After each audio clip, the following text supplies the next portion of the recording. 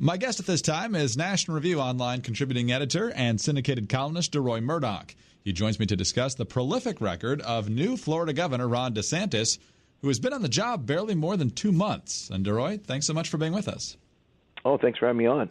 Well, you wrote a column on DeSantis for National Review Online titled The Tireless Ron DeSantis, listing many different achievements already, from naming 3 new state Supreme Court justices to removing Broward County Sheriff Scott Israel and accepting the resignations of the elections officials in Broward and Palm Beach counties, to ending Common Core, to important new replacements to the South Florida Water Management District, and that's certainly not the entire list. What's the secret to Ron DeSantis getting so much done so quickly?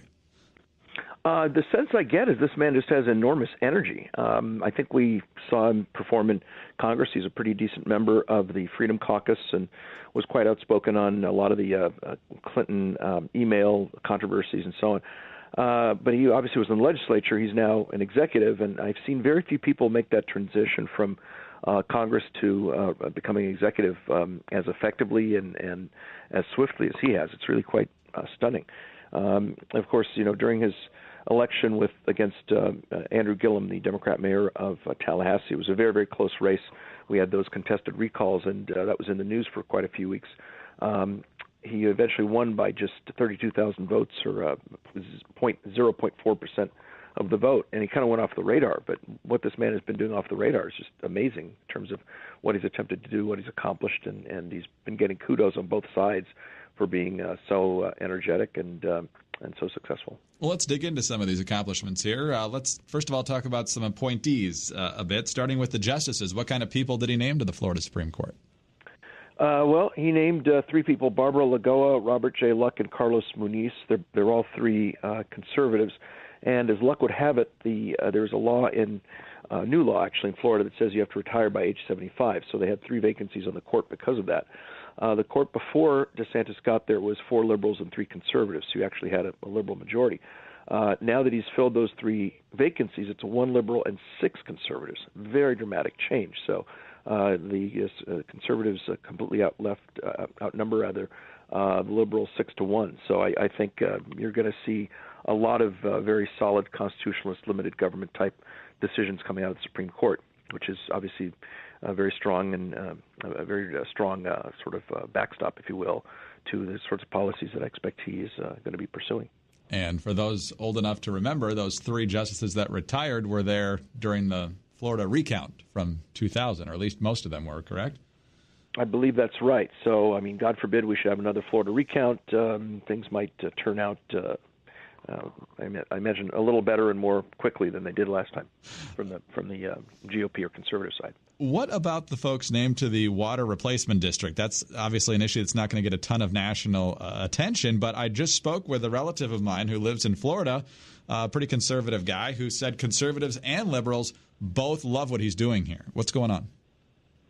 Yeah, mainly what's happened, Florida's had a big problem with essentially the sugar program, which leads to the cultivation of raw sugar and sugar cane in the Florida Everglades. It's a very complicated program. Probably don't have time to get into detail, but because of the federal intervention, it makes economic sense to do this sort of farming, which requires a lot of pesticides, fertilizer, agricultural chemicals, and this leads to all sorts of economic devastation in the Everglades. That then runs off onto both coasts, creating algae blooms, which then foul up the beaches. It's just a big, giant mess. And what DeSantis has done is name people to the South Florida Water Management District who are not beholden to the sugar industry. And we might finally be able to get the sugar industry, which is a terrible polluter, to clean up the mess and stop this nonsense. And I think it would really help on the federal level if we got rid of the sugar program, which would remove the artificial economic incentive to grow sugar in this country. Instead, we should just buy it from Central America, the Caribbean, or somewhere else. And we get cheaper sugar, and we also would not have this tremendous economic devastation, which you see in South Florida because of this.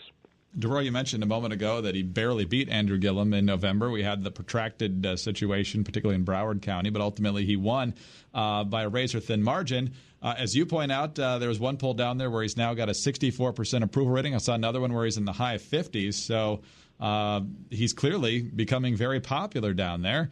What else is he doing to win over independents and even some Democrats? And do you think his popularity will make a difference come 2020? Yeah, I think so. Well, one of the reasons he won, I didn't put it in this piece, but he won in large part because of what he calls, or people have called, the school choice moms. He pushed school choice very clearly, and the estimate is that he won, I think it was 18% of the black female vote. Some 100,000 or so black women are estimated to have voted for him, and he only won by 32,000 votes. So we actually can say that black women got Ron DeSantis elected governor while he ran against a black Democrat named Andrew Gillum. He stressed school choice. Andrew Gillum was not friendly to school choice, and because of that, he's basically opened a huge inroads into the black community and gotten black votes. And if he can keep this up, it's a model for other Republicans to go out in the black community, push school choice, which is very important, and just ask black parents, you tend to vote Democrat. How are those Democrat-run schools doing? How's your Democrat school board doing? Are your kids learning anything?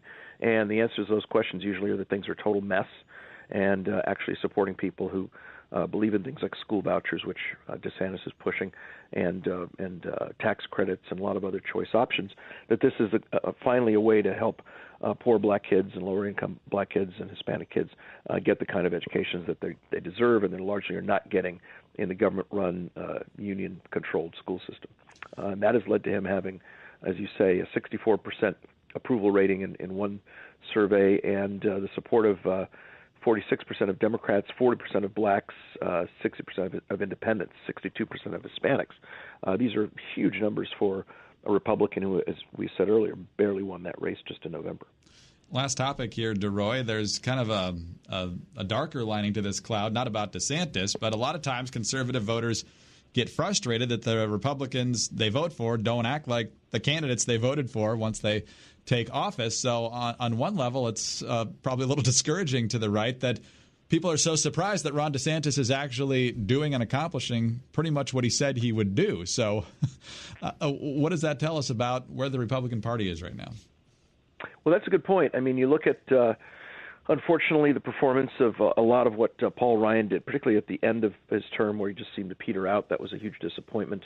A lot of things that did pass the House under Paul Ryan sort of died in Mitch McConnell's Republican Senate.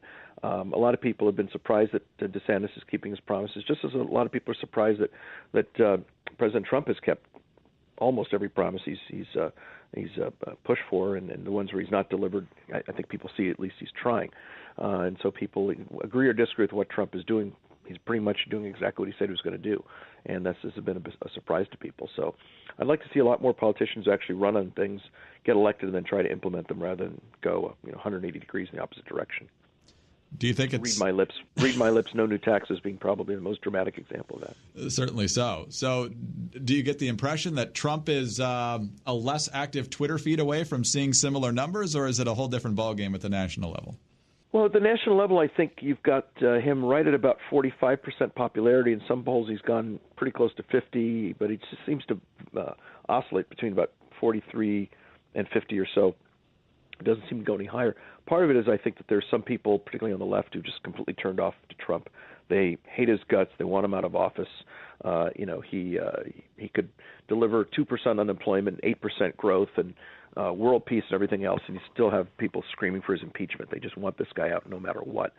And so he does have kind of a ceiling from that standpoint. I think he probably could firm himself up more with Republican women who, as you say, are not crazy about the Twitter feed and comments about horse face and things like this. I think that's calmed down a little bit over the last few weeks, and hopefully it will. And maybe as we approach 2020, he'll put down the magic Twitter machine and use it a lot more selectively than he has in the past. Well, an amazing story so far in Florida. Obviously, just a couple months into the 4-year term here, but lots of accomplishments already to talk about. So, Deroy, thanks for chronicling that and for talking about it with us today. We appreciate it. Very good. All right, great to talk to you. Thank you. Thank you, sir. Deroy Murdock is a contributing editor at National Review Online. He's a syndicated columnist. I'm Greg Corombos reporting for Radio America.